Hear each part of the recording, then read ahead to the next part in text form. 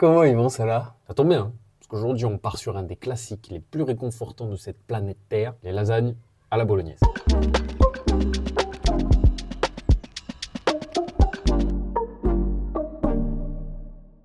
Ça peut te paraître galère à première vue, hein, mais t'inquiète, il y a juste 2-3 trucs à savoir. T'as juste à suivre la vidéo et tu sauras faire des lasagnes incroyables. En gros, je vais te montrer comment faire une vraie bolognaise des familles, une béchamel en à peu près 5 minutes, tout bonnement magnifique, et surtout, comment monter des lasagnes sans qu'elles soient trop sèches et qu'elles se tiennent assez bien. Je te jure, tu m'en diras des nouvelles, et en plus, même pas besoin de faire tes pâtes maison, on est des flemmards en vrai. Du coup, t'as tous les ingrédients et toutes les quantités en description. Si tu as des questions ou des suggestions, c'est dans les commentaires. Et moi, je te retrouve à la fin pour goûter tout ça.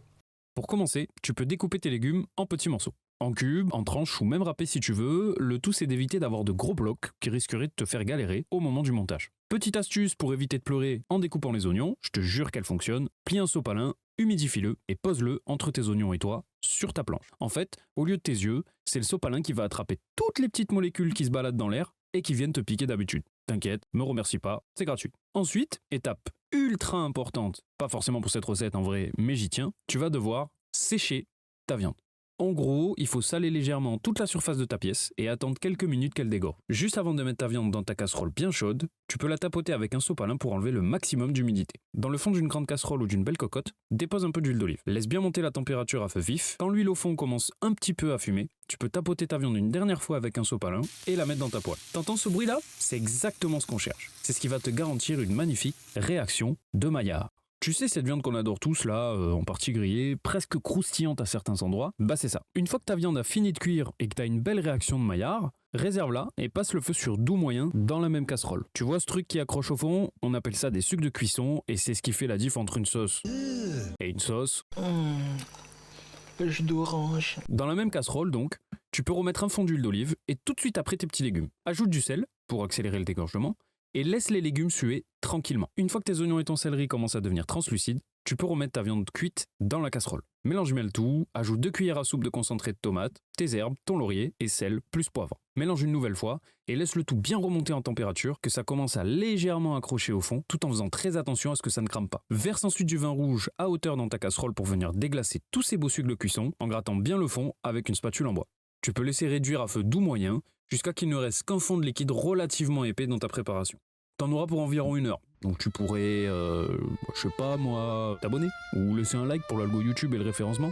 Je t'en supplie, faut que je paye mon monteur, il me menace depuis 2 semaines. Pendant ce temps, tu peux t'occuper de ta béchamel. Tu vas voir, c'est ultra simple. Dans une petite casserole, toujours à feu doux moyen, verse ton beurre et laisse-le à peine fondre. Ajoute ensuite ta farine et mélange bien jusqu'à obtenir un beau roux. En gros, c'est de la farine coagulée dans le gras du beurre. Laisse un peu cuire le tout de manière à obtenir un joli roux blond. Et là, c'est le pic de difficulté de la réalisation d'une béchamel.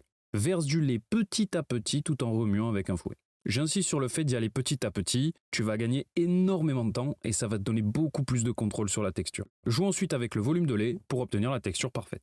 En gros, tu veux quelque chose d'assez liquide pour que tes lasagnes cuisent comme il faut, mais pas trop non plus pour qu'elles se tiennent assez bien. Tout en goûtant pour ajuster, ajoute sel, poivre, muscade et un tout petit peu de jus de citron pour venir atténuer un peu la richesse de la béchamel. Une fois que ta bolognaise a bien réduit et qu'il te reste un fond de liquide bien concentré en arôme, ajoute ton bouillon de bœuf. Mélange bien le tout, ajoute tes tomates pelées et si besoin, complète avec un petit peu d'eau pour que toute ta préparation soit bien immergée. Laisse mijoter à feu doux moyen jusqu'à obtenir une bonne texture, presque nappante, mais toujours assez liquide pour assurer la bonne cuisson de tes pâtes à lasagne. Maintenant que le plus dur est fait, on va passer au montage.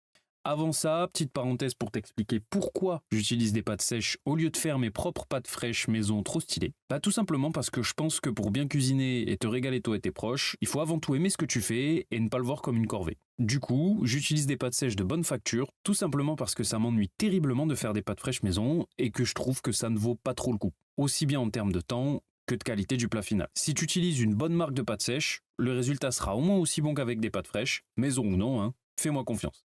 Voici quelques marques qui devraient faire le job à chaque fois. Promis, c'est pas un placement, elles sont juste vraiment bien. Enfin, bref. Retour à nos lasagnes, tu peux préchauffer ton four à 180 degrés en chaleur tournante, puis, dans un plat, rectangulaire de préférence, sinon ça peut vite se transformer en cauchemar, dépose un léger fond de sauce bolognaise, dépose un étage de pâte, dépose de la béchamel que tu vas étaler un petit peu sur tes pâtes, dépose un étage de sauce, couvre le tout avec un nouvel étage de pâte et rebolote. Tu peux répéter les 4 dernières étapes jusqu'à qu'il te reste juste assez de sauce et de béchamel pour un seul étage. Pour le dernier étage, il faudra cette fois mettre la sauce avant la béchamel, de manière à ce qu'elle gratine bien par la suite. Saupoudre un peu d'emmental râpé, de parmesan, enfourne le tout à 180 degrés pendant 40-45 minutes. Une fois que c'est bien cuit, ne découpe surtout pas directement.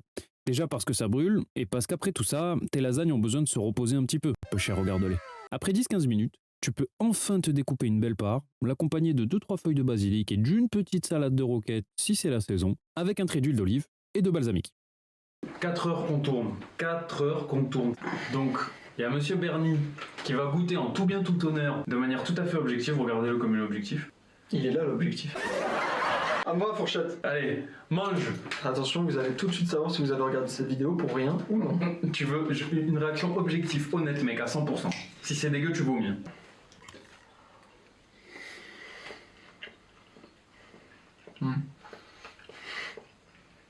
C'est super bon, mec. Oh, let's go! C'est vraiment bon, les gars. Bon bah c'est gagné les gars. Non, si je finis. Non mais toi bien frère. Super. Il va faire que manger le frérot. Allez. Bon bah... Comment on peut conclure cette merde? Comme ça, regarde. Bon bah merci d'avoir regardé les gars. Je crois qu'il y a Bernie qui va finir. Et puis bah on se dit à une prochaine vidéo la team. Bisous.